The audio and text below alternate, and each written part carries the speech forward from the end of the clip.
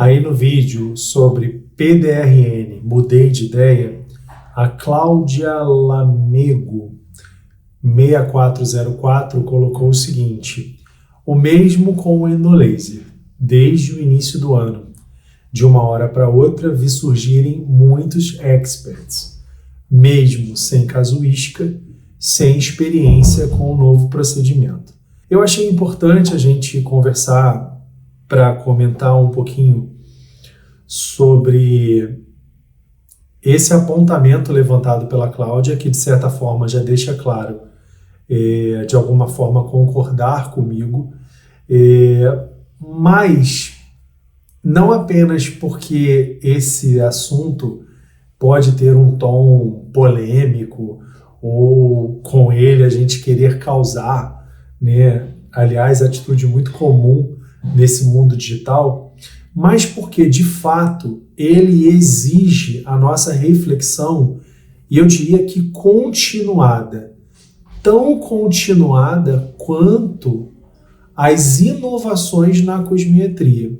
A gente é da natureza da cosmiatria, é da natureza, eu diria que até das ciências e tecnologias, essa inquietação, né, no sentido da busca do novo ou da melhora continuada do que já existe, da descoberta do que pode sim ser revolucionário e muito modificador da nossa existência nas mais variadas circunstâncias. Mas, no que diz respeito à cosmiatria, é muito infeliz a gente perceber que esses termos, né, a expertise, o know-how, o dizer-se especialista em algo, sobretudo da noite para o dia, ser feito de maneira tão banalizada. A gente está falando primeiro de medicina, né? E aí vou responder por mim e pelos colegas médicos, já que eu não me vejo com propriedade, nem seria justo da minha parte falar sobre as outras categorias profissionais.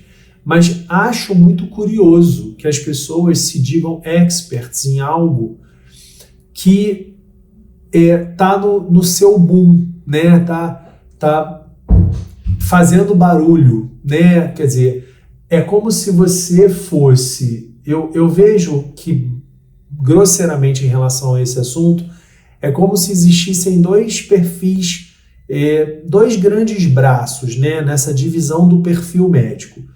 Aquela figura médica que muito se identifica com o que é mais consolidado, com o que é mais sedimentado, que acompanha o novo, mas não se vê tão boi na boiada diante do que acabou de chegar.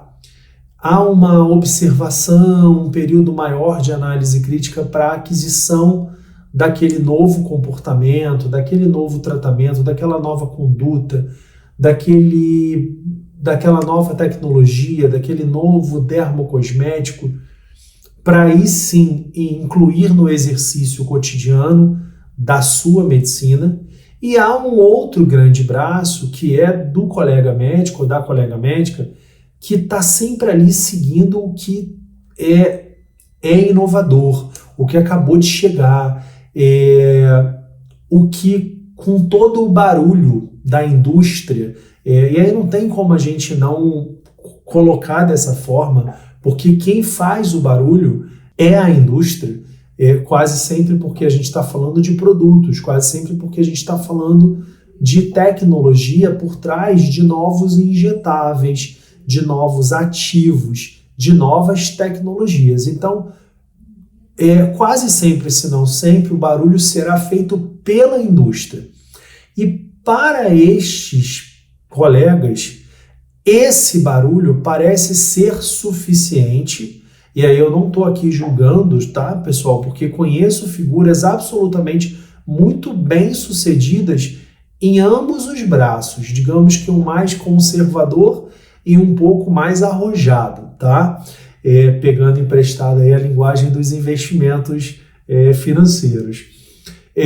Portanto, há colegas médicos, volto a bater nessa tecla, que se dá muito bem por ser muito essa figura que acompanha o novo e que tira de letra essa inquietude, e há o que não lida bem com isso, que prefere algo um pouco mais consolidado, mais sedimentado, e enxerga o novo como algo que pode ser muito bom, mas que precisa ser observado por mais tempo. A gente viu isso com o fenol logo depois da pandemia. Peelings, né, que são assuntos que não têm glamour, porque as tecnologias fizeram com que a gente passar uma gaze, né, uma olhadinha lá com ácido na face de um paciente fosse algo banal, o que para mim é entristecedor, porque como um médico estudioso que me reconheço sendo, como um professor que responde por alguns módulos de dermatologia estética numa pós-graduação médica de dermatologia, quando eu preciso preparar uma aula de peelings ou reprepará-la, mexer de novo, porque eu vou dar essa aula para uma outra turma, é impressionante o volume de matéria mesmo, sabe? Assim, pegando essa linguagem bem da escola, assim, a matéria é muito grande para eu me dizer um conhecedor absoluto que basicamente esgotou aquele assunto, deu um check lá naquela teoria e agora é um exímio conhecedor da teoria, um cara que super desenvolveu habilidades práticas a partir daquele conhecimento teórico e tem toda uma capacidade crítica, tanto de teoria quanto de prática, porque isso seria o expert, né? Essa expertise que, se eu não estou enganado, me corrijam nos comentários se eu estiver enganado, mas à luz da neurociência, se eu não estou enganado, volto aqui a enfatizar, há um X mínimo de horas em que você, muito focado naquela ação específica, te tornaria um expert depois desse X de horas. Não me lembro exatamente o parâmetro e não sei até que ponto as coisas também precisam ser entendidas de maneira assim tão matemática, né? A psique humana é muito complexa e os times das pessoas também são muito distintos. A capacidade de apreensão e desenvolvimento pessoal é muito relativo, não tenho a menor dúvida disso, mas o que me parece ser uma verdade absoluta ou minimamente uma verdade diante do bom senso é a gente considerar que para eu me sentir expert em algo, eu acumulei muitas horas de voo naquilo. E aí, voltando para o nosso foco, como a Cláudia muito bem pontuou em relação ao endolaser, que desde o início do ano, de uma hora para outra, ela viu, eu também, concordo totalmente com ela, surgirem muitos experts. E aí, calma aí, pessoal, porque a gente está no meio do ano, a gente está no início do 6º mês do ano. O ano no Brasil começa depois do Carnaval. Não deve ser assim em todas as regiões de um país continental, mas a gente sabe que culturalmente a gente gosta muito de umas férias de verão, a gente gosta muito de um carnaval e lá para março é que a gente começa. E aí de março até o final de maio, que a gente está fazendo esse vídeo no início de junho, então por mais de 2 ou 3 meses de muito trabalho, apesar da pessoa ter tido muito trabalho, ela já seria, com esse muito trabalho, um expert no endolaser, exemplo que a Cláudia Lamego deu e que eu achei muito feliz. Essa pessoa, ela teria parado todo o restante que ela faz. Ela não está fazendo mais toxina, ela não faz mais preenchedor, ela parou de fazer tudo que ela faz. Todos os outros lasers, ela parou de fazer bioestimuladores injetáveis, fios lisos, espiculados. Ela parou de fazer tudo que ela faz, que ela agora só faz endolaser. Por isso que em 2 meses, em tempo recorde, ela atingiu não sei quantas horas de voo para aí sim ser considerada um expert ou uma expert. Foi isso que realmente aconteceu? Vocês acham que quem se diz expert de alguma coisa, de uma hora para outra, porque eu também não quero banalizar a palavra expert, eu não quero banalizar a expertise, né, que a gente trouxe aí desse termo originalmente francês, embora as pessoas pensem que seja uma palavra de origem inglesa, o know-how. Então, assim, não estou banalizando esses termos e nem a aquisição deles para si próprio nos seus exercícios profissionais. Mas o que eu quero que a gente pare para refletir, quando a gente lê lá na bio, expert em rejuvenescimento. O que é isso? Alguém defina para mim rejuvenescimento. Porque a gente rejuvenesce com muitos pilares de tratamento. E aí você é maravilhoso em todos os pilares, a ponto de então se dizer maravilhoso e, portanto, um expert em rejuvenescimento. Você é um expert na cirurgia da vesícula, porque você já tem mais de 1000 cirurgias nas costas. Consigo acreditar mais nesse expert. Entenderam a maneira como eu, particularmente, entendo a palavra expert? Eu não estou querendo aqui ser o detentor da verdade e dizer, portanto, que todo o expert ou toda expert que a gente agora vá ver se dizendo um ou uma, a gente coloque em questionamento.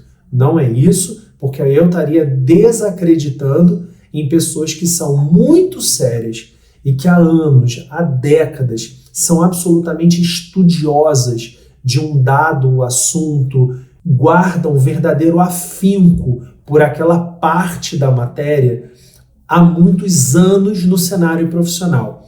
Essas são pessoas que eu não consigo não atrelá-las à palavra expert. Mas eu concordo completamente com o comentário da Cláudia. É sim lamentável, é preocupante, é banal que a gente veja que as pessoas com uma casuística muito pequenininha, e aí sem experiência mesmo, porque a experiência ela está apoiada no acúmulo da experiência, na construção da experiência, né? A experiência, pela experiência, a gente infere a ideia de uma bagagem que foi construída, consolidada, e não. Da noite para o dia, as pessoas são experts em preenchimento labial, elas são experts. Quando você vai ver há quanto tempo ela faz isso, quantos casos ela já fez? Ela já teve 100 pacientes, 200? Pessoal, 100 pacientes, não vamos pensar em 1000 não, ter 100 pacientes. Eu já tenho 100 bocas preenchidas na minha casuística. Isso é muito difícil. Não é da noite para o dia que você tem 100 indivíduos diferentes que aí sim te dão expertise, porque você viu uma boca pequena, uma boca grande, um paciente maduro, uma paciente jovem, fototipos diferentes de pele, tipos de pele diferentes em relação à hidratação, oleosidade, hábitos com relação aos lábios, ao cuidado com os lábios. Isso te dá bagagem, isso te dá expertise. Então, é realmente muito complicado esse assunto ser tratado de maneira tão banalizada e que, em algumas vezes, se não em muitas vezes, é utilizada como um parâmetro ali de qualidade na busca pelos profissionais. Então, eu vejo lá na bio ou na descrição do site que ele é expert em X ou em Y. E eu decido por ele ou por ela. E aí, como é que está esse processo, né? É verdadeiramente expert, né? Enfim. É isso, pessoal, para a gente não se esticar muito para um tempo de internet. Inclusive, eu quero agradecer a todos vocês que, nessas conversas sérias, né, param de vez em quando comigo para, diante de dúvidas tão interessantes, contribuições tão relevantes como a da Cláudia, a gente puxar um assunto para conversar um pouquinho, para comentar, às vezes não necessariamente sobre um tema específico, sobre um tratamento específico, mas sobre o comportamento do mercado na cosmetria, comportamento esse que, sem dúvida alguma, nos interessa a todos. Beijo, boa reflexão para a gente e até o próximo vídeo.